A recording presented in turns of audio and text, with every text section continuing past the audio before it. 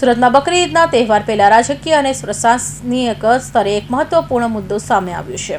ભાજપના કોર્પોરેટર હર્ષ મહેતાએ ગેરકાયદેસર પશુ કતલ રોકવા માટે સુરત મહાનગરપાલિકાના કમિશનરને પત્ર પાઠવી કડક કાર્યવાહી કરવાની માંગ કરી છે. આગામી બકરી ઈદના તહેવારને લઈ સુરતમાં ગેરકાયદેસર પશુ કતલનો મુદ્દો ગરમાયો છે. વોર્ડ નંબર 11ના ભાજપના કોર્પોરેટર અને ગાર્ડન ગ્રુપ ચેરિટેબલ ટ્રસ્ટના સંચાલક હર્ષ અશોકભાઈ મહેતાએ સુરત મહાનગરપાલિકાના કમિશનરને પત્ર લખી ગંભીર ચિંતા વ્યક્ત કરી છે. પત્રમાં જણાવ્યું છે કે કેટલાક લોકો દ્વારા નિયમોને અવગણી ગેરકાયદેસર રીતે પશુઓની કતલ કરવામાં આવી રહી છે. ખાસ કરીને બકરી સિવાય ભેંસ અને ઊંટ જેવા ઉપયોગી પશુઓની કતલ કરવામાં આવતી હોવાનો આક્ષેપ કરવામાં આવ્યો છે. કોર્પોરેટર હર્ષ મહેતાએ જણાવ્યા અનુસાર આ પ્રકારની કતલ ગુજરાતના એનિમલ પ્રિઝર્વેશન એક્ટની કલમ 8નું સીધું ઉલ્લંઘન છે. તેમણે તંત્ર પાસે કાયદાનું કડક પાલન કરવાની માંગ કરી છે. હું અશોક કુમાર માંગીલાલ શાહ, વોર્ડ નંબર 19ના કોર્પોરેટર.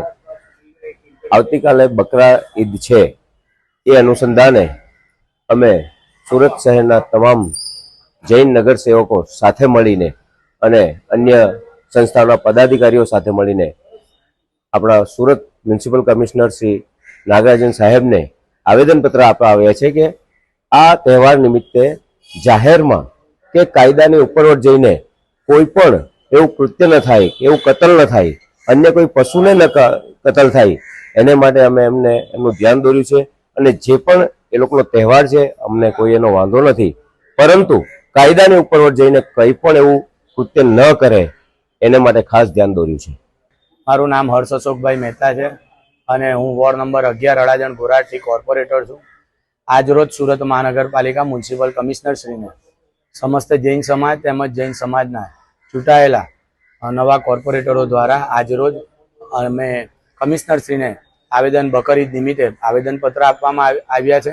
અને એ આવેદનની અંદર અમે એ દર્શાવ્યું છે કે બકર ઈદ નિમિત્તે બકરા સિવાય અન્ય જે જીવ પશુઓ છે, જેવા કે પાડા છે, ભેંસ છે અને ગૌ માતા છે, એવા પ્રાણીઓની કતલ નહીં થાય એવી બાબતને પૂરતું ધ્યાન રાખવું.